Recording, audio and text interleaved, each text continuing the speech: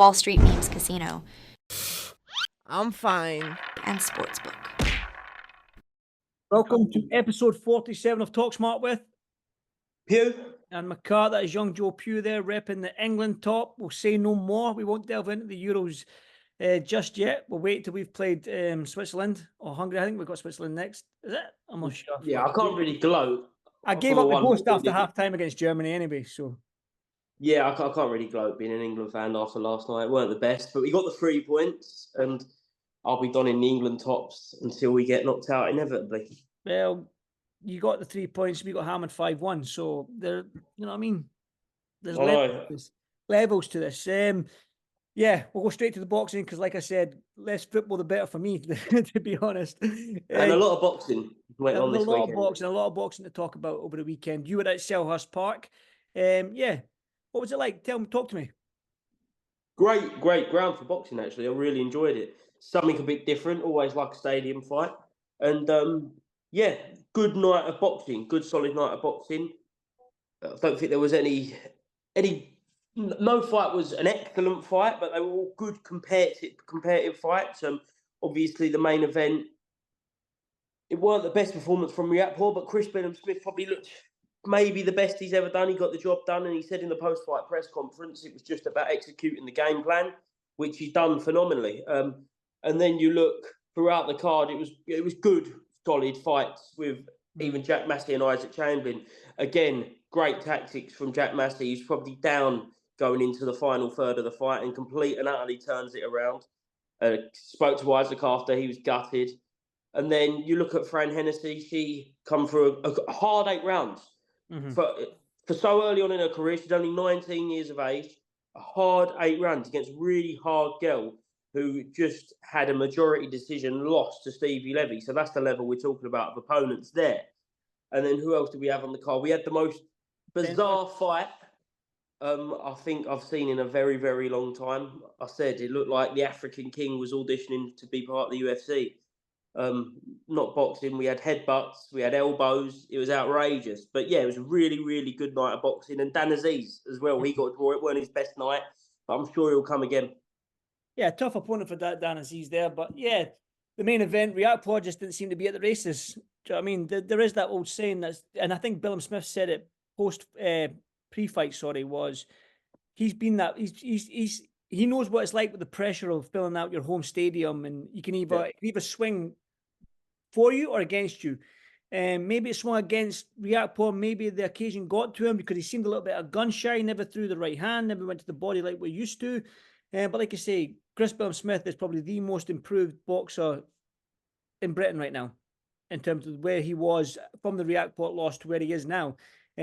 Hopefully we get that Jaya Pattaya was not undisputed, Jaya Pattaya unification fight. And then we got to Ben Whittaker, like you said, it was just one of them fights. But you know how much I'm a fan of Ben Whittaker. I've said this on numerous occasions on this podcast. I've said it hundreds of times. I like it, but I still feel like he could have got him out of there. I feel like he turned the screw. He could have ended that fight mid 5th, 6th round.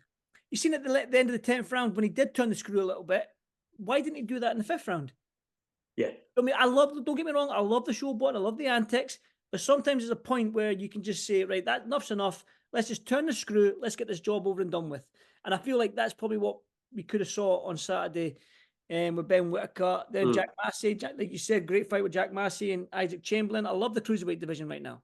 Love it, especially here in domestically here in the UK with Billum Smith spearheading it. We've got Chef Clark, you've got Massey, Chamberlain. Then you just go up to Jaya Pattaya. You've got Badu Jack, who said he's coming back down. He's WBC champion in recess. Marius Braid has proved that he's still got it. So it's a decent division to be in right now. And then Dan is Raw. So yeah, it was a great card. What are you gonna say there, mate? Sorry, mate. Coming out of the fight, I think it looked like the aim next was to go over Vegas for Billum Smith and challenge to the WBA title against Zurdo Ramirez, which would be a great fight. And I think in the post-fight press conference, they said the aim is to get to a point where Opataya might fight for the WBC, and that is the undisputed fight. Opataya versus Chris Billum Smith. Obviously, very, very tough fight for both Opataya and CBS to come through, but that would be the dream, wouldn't it? Undisputed fight against Opataya. 100%. Yeah, Gervonta is probably the man in the division right now with the Ring Magazine and the IBF. Yeah, good card at Selhurst Park, and I did enjoy it. It was a good night of boxing. I'll leave Tank Davis till last because I think there's a lot to talk about with Tank and who's next and whatnot. But we'll go to probably the best division in boxing right now, which is the 140-pound division. Puerto Rico, Subriel Matias. I had a feeling. I never said it, right? And I don't normally say I had a feeling to prove like my predictions, but I just, for some reason, even though I love Subriel Matias, I just had this gut feeling that Liam Paro was going to do it. I don't know. I never spoke about it. I talked to a couple of guys in the gym about it, saying, "Listen, Liam Paro, I feel can do this," and he did it. Do you know what I mean? He's a listen. He's went to the Lions Den against, not so much the Lions Den, but he went over to America. What he done to Montana Love. Then he's went to Puerto Rico. The boogeyman, if you want to call him, in the division, in Subriel Matias, and put that performance on.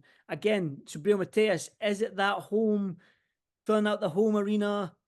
It can go for you, it can go against you. Did it go against him as well? The same as maybe ReactPod did this, the pressure of performing in front of your sold out arena, in front of your home fans.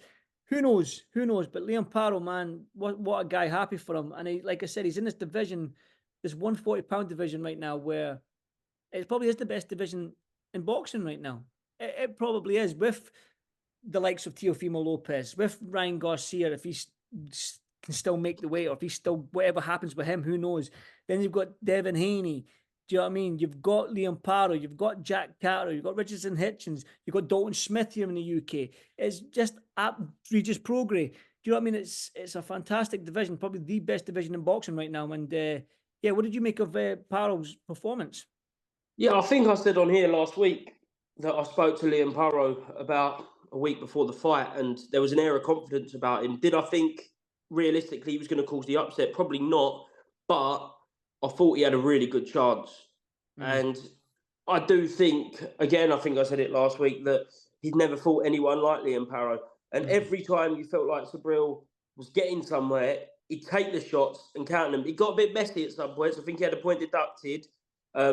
But yeah, it was a statement performance from Liam Paro, and now he's one of the men of the division. Yeah, and he's got to have a big night in Australia, I think, now. Well, that's it. The Australian boxing's flying right now. They've got Jaya Pataya, Liam Paro, Sky Nicholson, Tim Tszyu. I know he lost, but Tim Tszyu, yeah, Tim Tszyu. But I was thinking about world champions there. They've got three world champions there that could either co-headline, main event, whatever. They can do a huge show out there with these fighters. And you mentioned Tim Tszyu, who's a great fighter. Do you know what I mean? Yeah, like I said, that 140-pound division, I've just jumped on BoxRec there just to see who else is in there that I've missed.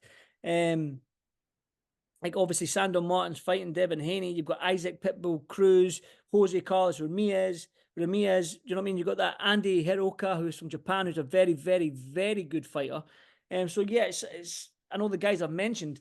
It's a amazing division, probably the best division in boxing, like I said. And Liam Paro does deserve that homecoming, if you want to call it. I know he has sold out. He has who was it? Who did he fight over in Australia? He sold out an arena out there, did he not? Was it did he fight Brock Jarvis? Was it? Jarvis, that's it, Brock Jarvis. Yeah, so he and that was a stunning knockout in the first round as well, wasn't it? First round, yeah. Yeah, so yeah, but you need a dance partner, and like if you look at right now, when you look at the champions, probably they're all tied up right now. I think Teofimo Lopez is fighting Claggett, Devin Haney's fighting Sandor Martin.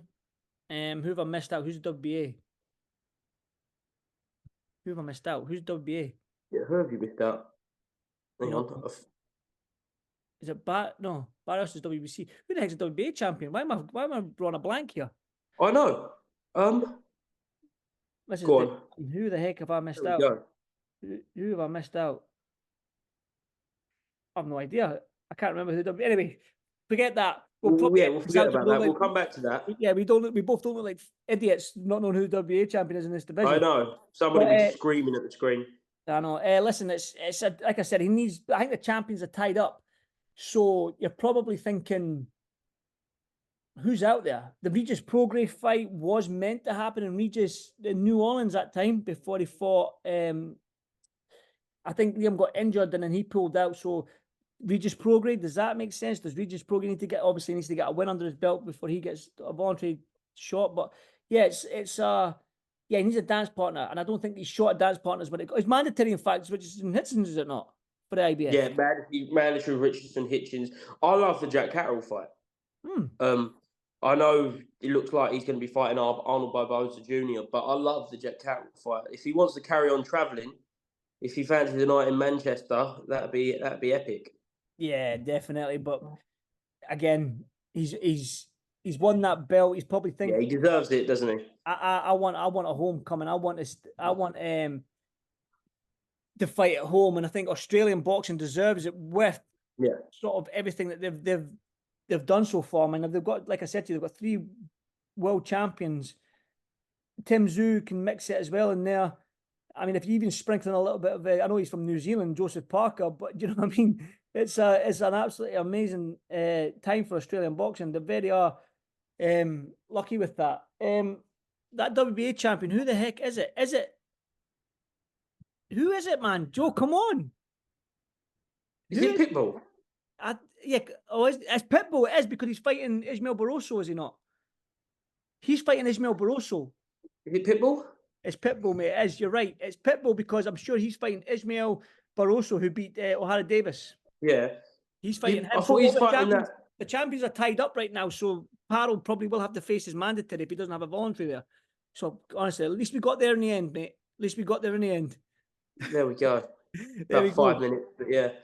Well, we'll get there. Listen, there's too many. Listen, we're in this boxing game. We can't know every single champion in every division. There's hundreds and hundreds of names to get through, especially in my old age. You know what I mean? I'm punch drunk.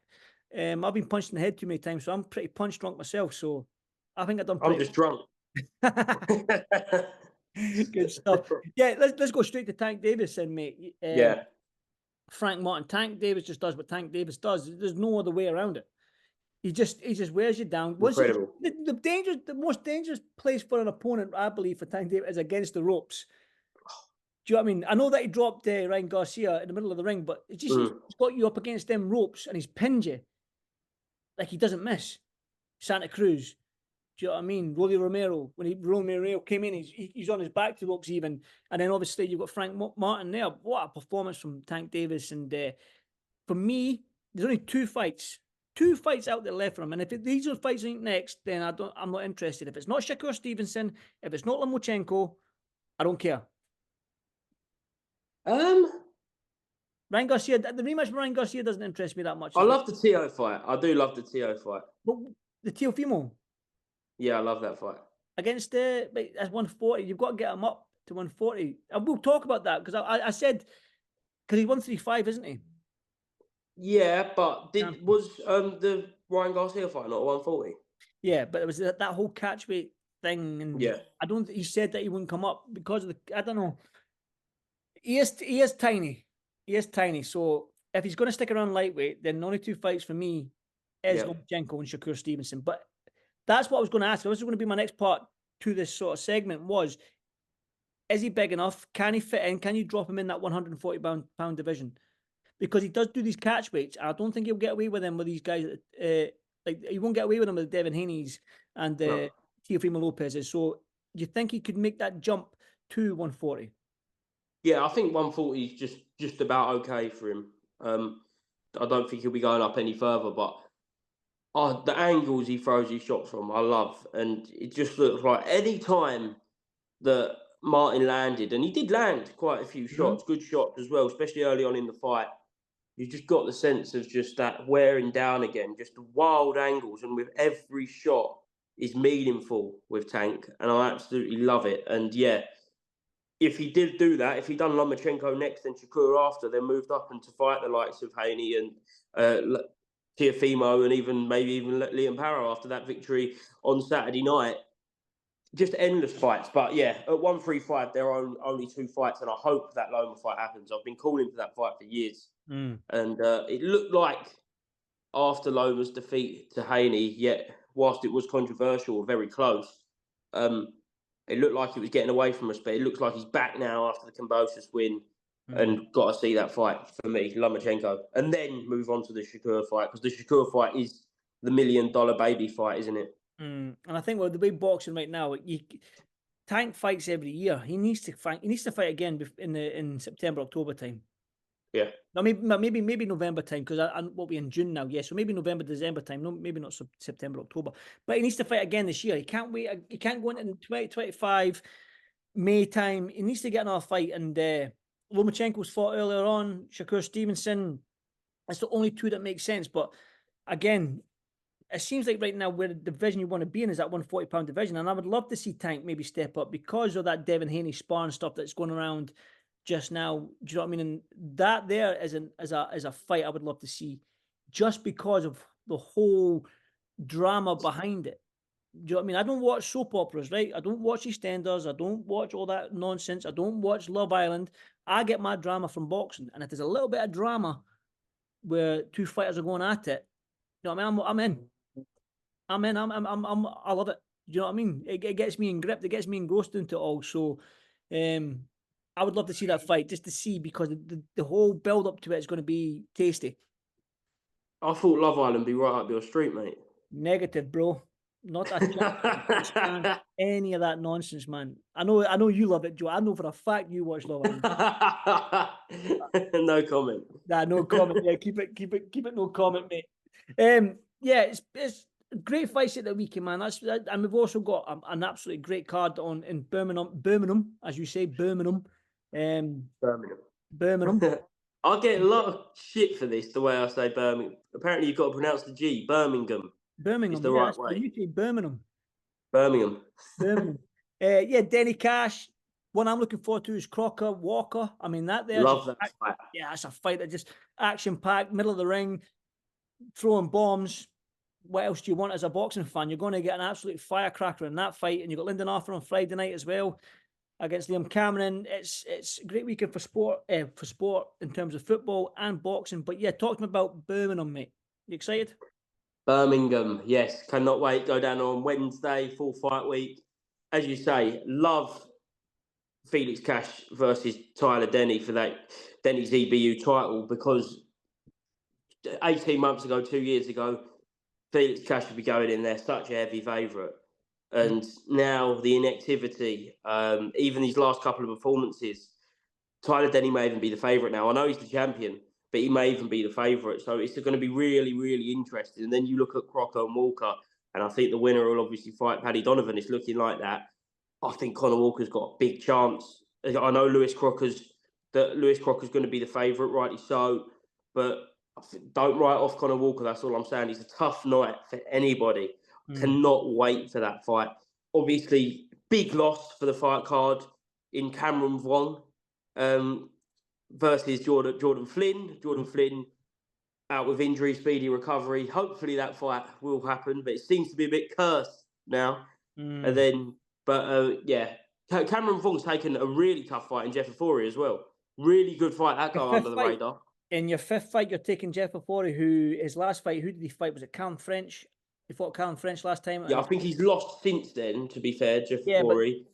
He has lost, but that's why I'm just going to go to the Callum French, because Callum French was that 10 and 11 running that prospect area, and he took his O from him and took it. So sometimes when he's matched against an experienced fighter like himself, you know what I mean? But when you've got an unexperienced fighter, Jeff Ofori knows his way around that ring. He knows little tactics here and there to smother you, to make you feel uncomfortable.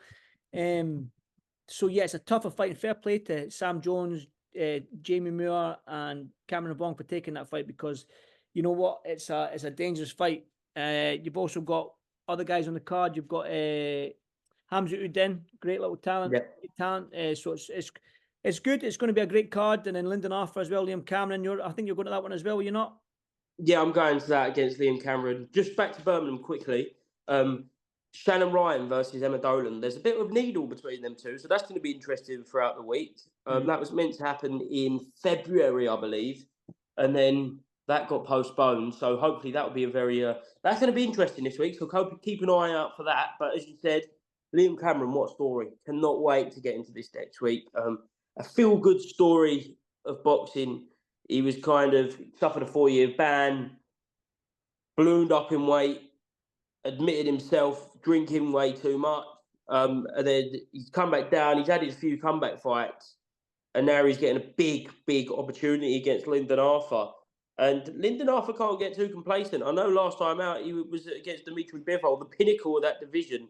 But someone like Liam Cameron, who's going to leave it all in the ring, this is his golden ticket, could be a banana skin.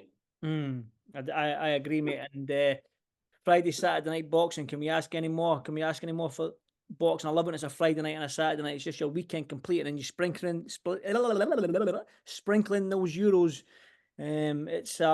It's a great weekend for sport, man. So feet up, chill out, grab a beer, chips, crisps and dip, and I'm ready to rock and roll.